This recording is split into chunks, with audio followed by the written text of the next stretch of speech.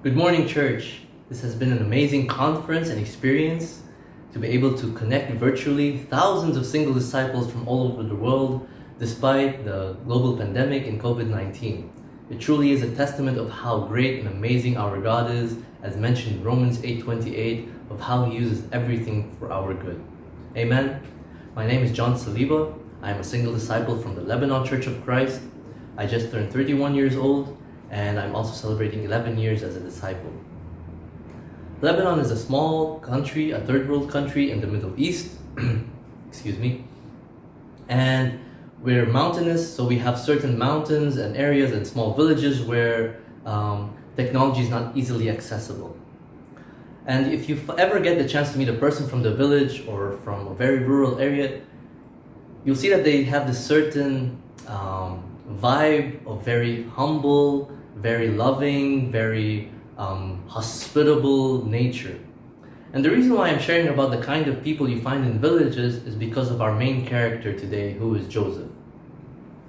There is a certain narrative that in Genesis 37, our 17-year-old Joseph was arrogant, boastful when God gives him his dreams. And that is why he was sold into slavery. But this is far from the truth. If you read about Joseph, the entire story, you will see that not once was his arrogance mentioned. Not once was his boastfulness mentioned. Not once was he abusing the authority that he was given from God. And this shows that this arrogance and this narrative around him is given to him because we just don't understand God's dream. Let me share some background. You see, Jacob, his father, Joseph's father, had two dreams from God. He also experienced a third dream in his father-in-law where God told him to leave Jacob alone. So you see, his family knew that God speaks in dreams. And so when Joseph came and shared, he was not sharing his dream, he was sharing God's dream. That is why in Genesis 37 verse 8 it reads, "And they hated him all the more because of his dream and what he had said." It's talking about his brothers. His brothers hated him more. His brothers already hated him because he was favored by his father being the youngest, which is not mentioned, but also being righteous. You see, because his brothers lived sinful lives. And so when you're living a sinful life and you see someone that God is speaking to, or you see someone that is living a righteous life, you immediately reject him. And that is why his brothers hated him, because they knew God was speaking to Joseph, and God is actually speaking to them, saying, listen. And they didn't want to listen. And what he said, because what he said was the word of God, what he said was from God, and they didn't want to listen. And that requires being willing. And this leads to my first point. My first point is be willing to dream God's dreams. In Philippians chapter 2 verse 13 it reads, "For it is God who works in you." Allow God to work in us, in me, in you, to will and to act in order to fulfill His good purpose. To will and to act. If we are not willing to dream God's dream, then we are refusing God to work in us. We are refusing to do His good purpose. You know, a lot of times we go to God with our own agendas, with our own dreams. And we look at it and we say, you know what, it doesn't contradict anything about the Bible, and it doesn't contradict about anything about being a disciple. So we go to God and say, hey, this is my dream, I need your seal of approval so that it becomes your dream. But that's not how God works, because God's dreams are so much bigger than us. It's so crazy. It's something that we can never imagine. It's out of our imagination. Who would have ever imagined that some 17-year-old baby to a family, because he's the youngest, Joseph, would have a dream saying that in 15 years or whatever years, you're going to become the second most powerful man in the world and you're going to save many lives, which is a little shepherd boy that he is right now. Who would have imagined it? No one. No one would accept it. They would criticize it. They would doubt it. They would be negative. But to acknowledge the dream that is from God? No way. Joseph's brothers and his father didn't accept it, even though his father, when he shared with him his second dream, kept it in mind. Somehow he knew this was God speaking, but at the same time he rejected it. You know, I used to lead the teens ministry 5 years ago, And I had a dream that one day we would be able to grow the teen ministry in an amazing way, and we would have teen disciples because we would be able to have teen Bible discussions at a school. You see, all of the teen disciples that we had always became disciples when they reached campus, when they graduated high school. 4 years later, which is last year, I would have never ever imagined that dream come true. We now have teen disciples that are still in high school or in secondary school, not yet reaching high school. And the place that we are usually meeting to have our teen Bible discussions is at my old high school, in the theater hall of my old high school. I would have never imagined it. Never would I have ever dreamed about it. You're probably wondering why I'm saying that having it in the school would make all the difference. You see, the country I'm from suffered from 30 years of civil war. We have 3 dominant religions with so many different denominations within those religions, and there was a war. So we are not trustworthy. And when it comes to religion, we are very careful. We are very doubtful. We would never allow someone who we know to go to a different church or to a different religion. So imagine a parent sending their kid to someone's home for a teen discussion or to a certain event or a certain place or a certain venue. It would never happen. But if it was a school, okay, they're sending their kids to school, so there is trust. It's in a safe place. And this happened last year. And it made all the difference. Why? Because me and others, the people that now lead the teen ministry, were faithful to God and to His dream, that they want to do something for the teen ministry that would make it grow. You know, another thing is about negative voices. And sometimes you would never expect the people who would be negative and doubtful. I mean, here is Joseph. He would have never expected his dad to be critical and negative of his dream and to criticize him. He would have thought that, okay, this is God speaking. Let me help you. No. And there was a time when I was a negative voice. In 2015, I went to this Nordic teen conference. Mufid was able to have a great relationship with the Nordic church leaders, Chris and Kim Reed, and the teen leaders over there, Shane and Vicky McDowell. And so he asked if I could send my teen leader over there, get some training, because we have a dream we're going to have these amazing teen conferences in Lebanon. I went there, fired up, learned so much from them, amazing people. And Mufid said, we're going to have it next year in Lebanon. And I was like, no, it's not going to happen. We're having a crisis in Lebanon. We are having a garbage crisis, and people are angry, and people are blocking roads. They're going to be scared. They're not going to come to Lebanon. For us Lebanese, it's normal. We're not afraid. Okay, they're going to block roads. It's fine. For burning tires and closing roads, it's fine. It's a protest. For people from outside of the country, they're like, why would I risk it? What if something bad happens? But we went to a leadership conference in 2016 in February in Istanbul. We met again with Chris and Kim. Mufid was like, it's going to happen. Chris and Kim were like, yes, let it happen. Is it safe? How safe? What can we do? Can we get in a good word to the parents? And so we had this amazing, just wonderful couple in the Finland church in Harry and Lisa Kaliokoski. They came over to Lebanon wanting to share the good word, knowing that there will be some sacrifice, a bit of fear, but wanting to show that they came, went back, so it's going to be fine. They had nothing but good things to say.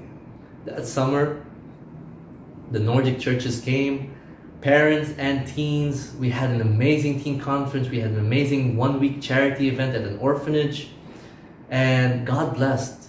And from then on, every year, we've been having amazing teen conferences in the Middle East because Mufid held on to God's dream and he didn't listen to my negative and doubtful voice. My question for us, church, are we willing to have God's dream? Put aside our dreams, put aside our pride, be humble, and face those negative, critical comments and have God's dream. Because this is going to lead me to my second point. Because with God's dream, as Joseph had, we're going to face trials and hardships. My second point is hold on to that dream despite the trials, despite the hardships. Persevere, and you're going to come out much better than when you first went in. Joseph was sold to slavery, but look who he became. In 1 Peter chapter 1, verse 6 and 7. These have come so that the proven genuineness of your faith, of greater worth than gold, which perishes even though refined by fire, may result in praise, glory, and honor when Jesus Christ is revealed. We're going to face trials and many hardships, but our faith is going to be tested and it's going to be purified. Our character is going to be tested and it's going to be purified. Our character is going to be changed and grown in so many ways. We're going to mature in so many ways if we allow ourselves to hold on to that dream. If we don't doubt. You know, Joseph had all the reason to doubt, had all the reason to complain, had all the reason to say, God, you ruined my dreams, my hopes. You know, we could be blaming God right now. God, I'm losing my job.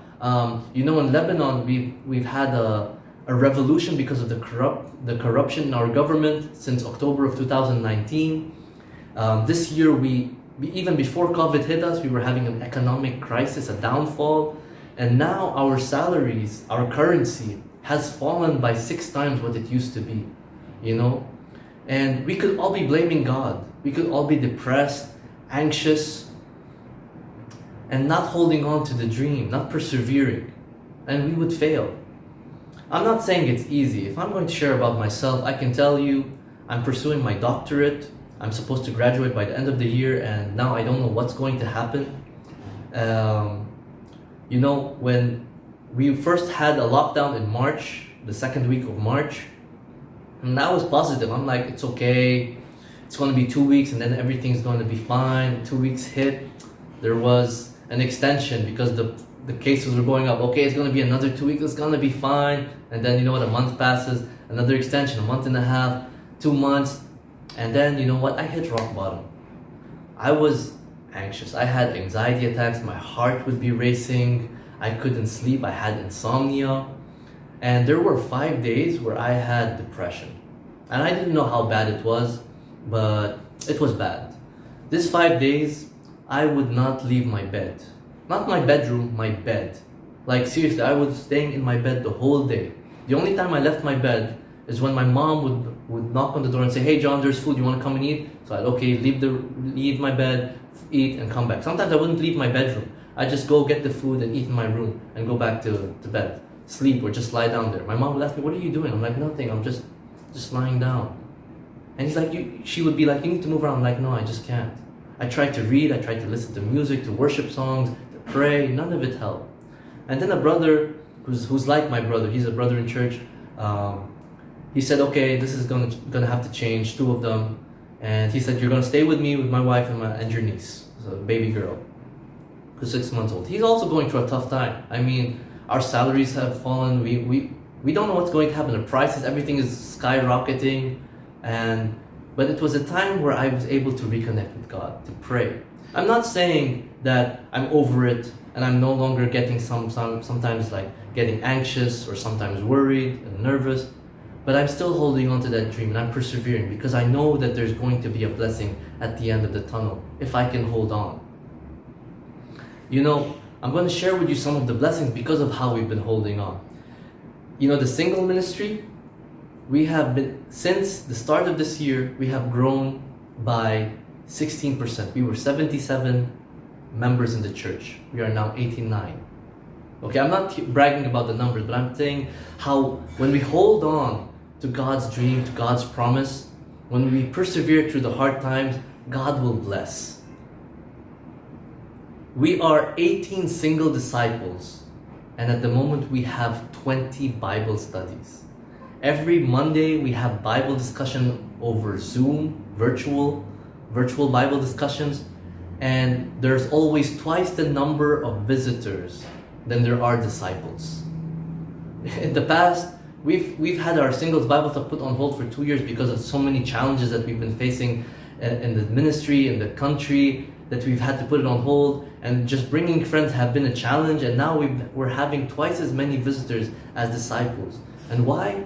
Because we're holding on to God's promise. Despite the challenges, despite the problems that we're facing, we believe that God is going to bless. And that is the victory and that we're going to have in God. And that leads to my third point, the victory in God.